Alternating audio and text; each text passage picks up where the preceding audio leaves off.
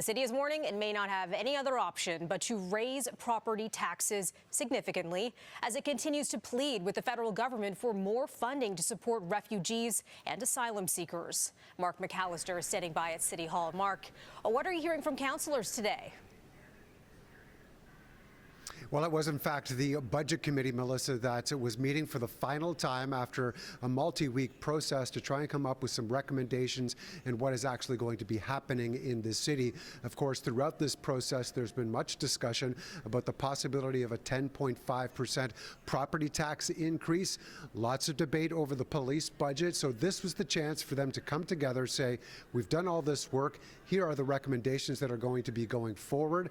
And there actually wasn't much of anything in terms of change over the course of the last couple of weeks. In fact, those recommendations that are going to be taking place are going to the mayor, and that's where the decisions are actually going to be made before next week. However, the budget chief and a couple of members of the budget committee did come out today and say we need that money from the federal government for refugees and asylum seekers. Otherwise, that property tax increase is going to turn into another levy on top of that, and we definitely either need that 10.5% increase or we want to reduce it. Here's what they had to say.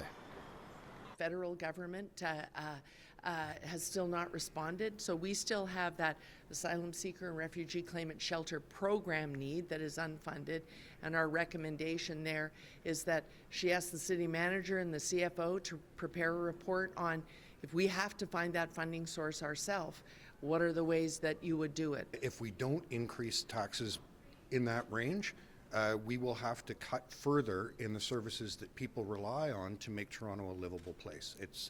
There's no math where you improve services and cut taxes. It just doesn't work like that. Well, in my community specifically, 20% are seniors.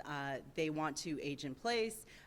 They want to be able to stay in the homes that they bought many, many decades ago. And so they are very worried about the 10.5%, as are many other residents of Toronto that are on lower incomes. So mortgages are higher than they've ever been. And so to put on top of that a 10% increase, many people are saying, I want to leave the city of Toronto. So there is some discrepancy between a couple of the councillors in terms of how much the increase in property tax should in fact be. And it should be noted as well, with all this debate over the police budget and how big the increase to their budget should actually be, we've also noted that a couple of people from the Budget Committee are in disagreement over how much money the Toronto Police should get. And so as a result of that, we know that there's much more debate to come when the budget ultimately ends up on the City Council floor. There's going to be a lot of debate and discussion over what actually needs to take place. And a big focus there on the feds calling out to Ottawa. Are you going to step forward? Any word from them? At this point, no. We've heard time and time again that the federal government wants to continue to work with the City of Toronto, and we do know that last weekend, Deputy Prime Minister met with Mayor Chow in terms of trying to figure out some sort of solution, but there was nothing that has come forward from that meeting between Krista Freeland and Mayor Chow. So at this point, it's a wait and see. We do know the mayor has to come forward with her version of the budget February 1st. Whether or not something changes before that remains to be seen. And if I'm following the bouncing ball correctly, a lot of this is headed to Mayor Chow right now. Why is so much being put on her plate? Why does she have this responsibility?